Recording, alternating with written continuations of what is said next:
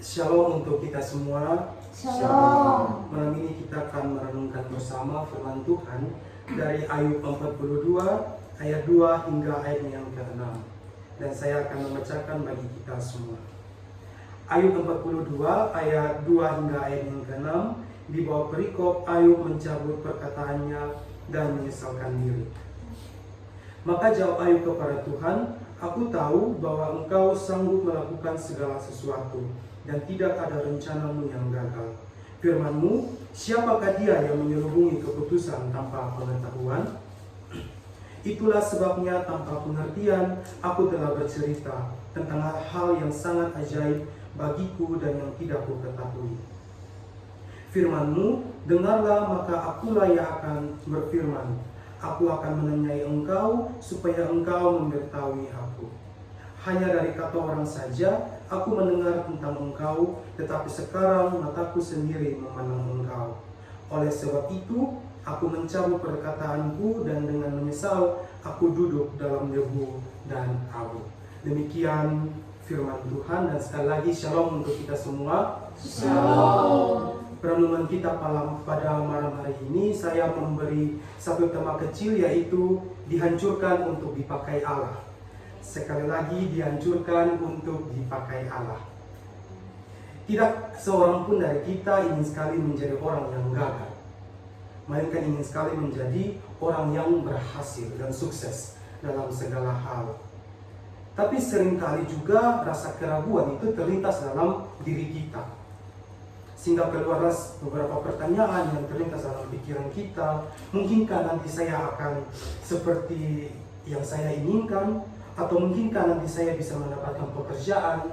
Mungkinkah saya bisa mendapatkan jodoh? Mungkinkah saya bisa wisuda tepat waktu? Mungkinkah saya nanti bisa jadi orang yang seperti ini? Mungkinkah itu terjadi? Jawabannya adalah sangat mungkin.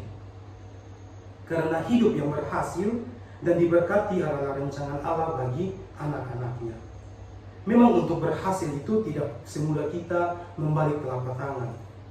Terkadang kita harus menghadapi banyak sekali kehancuran, ujian hidup, penderitaan hidup, tantangan hidup yang harus kita lewati untuk mencapai suatu keberhasilan dan kesuksesan dalam kehidupan kita.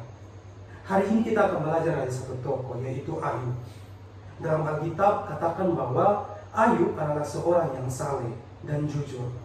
Dia takut kepada Allah dan juga menjauhi akan kejahatan. Dia memiliki, kalau kita baca di pasal yang pertama, di situ katakan bahwa dia itu memiliki 7 anak laki-laki, 3 anak perempuan, dan juga dia memiliki harta kekayaan yang sangat berlimpah. Memiliki 7.000 ekor kambing domba, 3.000 ekor unta, 500 pasang lembu, 500 keledai betina, dan sebagainya. Namun seperti berjalannya waktu, seperti membalik tangan, Ayub kehilangan akan segala yang dia miliki.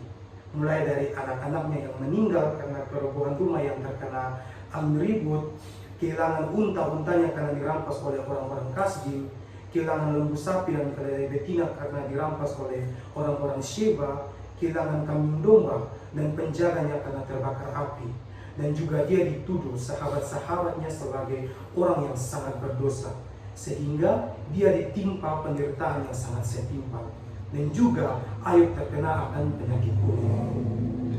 Semua itu Ayub alami ketika iblis datang menghampiri Allah dan meminta izin untuk mencobai Ayub, dan Allah mengizinkan itu semua terjadi pada Ayub dengan maksud dan tujuan Allah sendiri.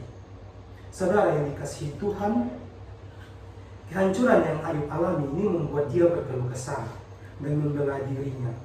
Dia mengucapkan kalimat yang kurang berkenan kepada Allah. Tetapi di dalam keluh kesahnya itu, Ayub tetap setia kepada Allah.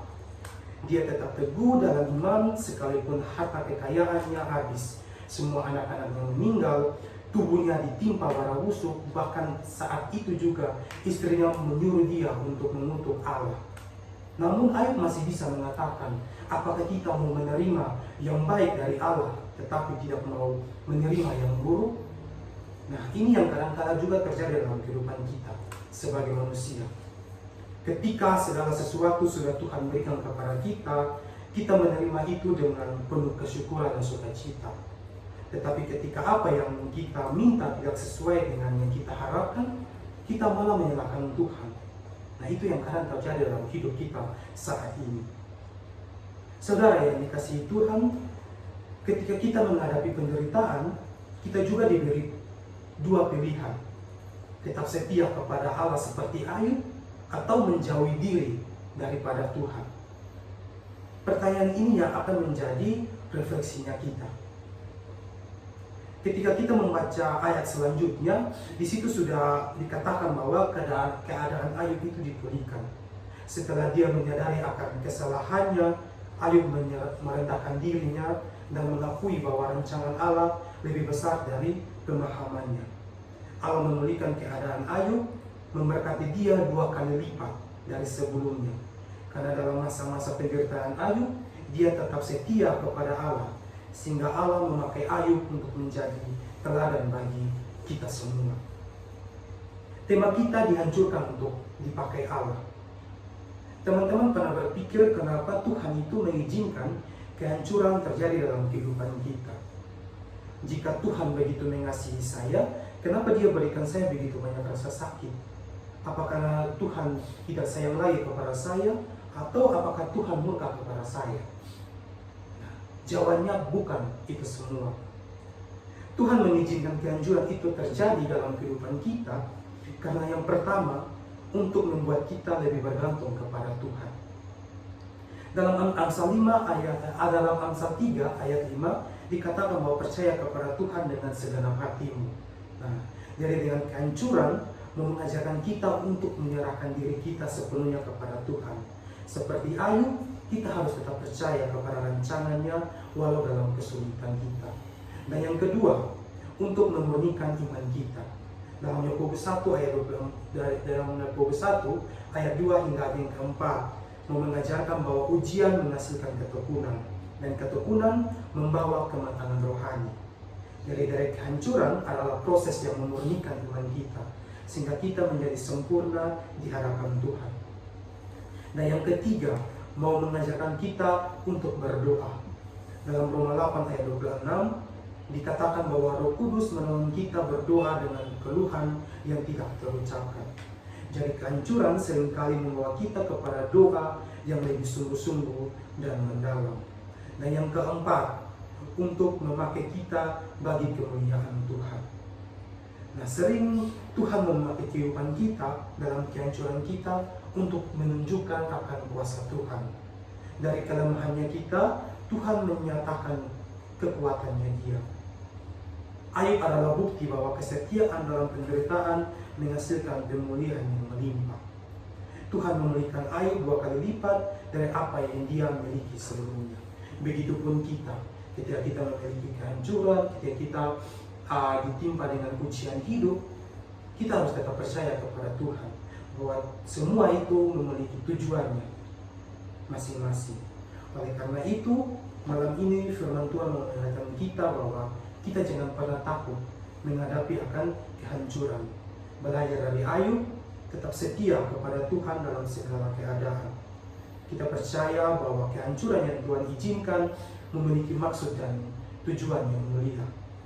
Dia memurnikan kita, mengajarkan kita berdoa, dan mempersiapkan kita untuk menjadi alat bagi kemuliaan Tuhan. Oleh karena itu, mari biarlah kehancuran mampu membawa kita semakin dekat kepada Tuhan, agar kita terus dipakai dalam rencana Tuhan yang luar biasa. Tuhan Yesus memberkati kita.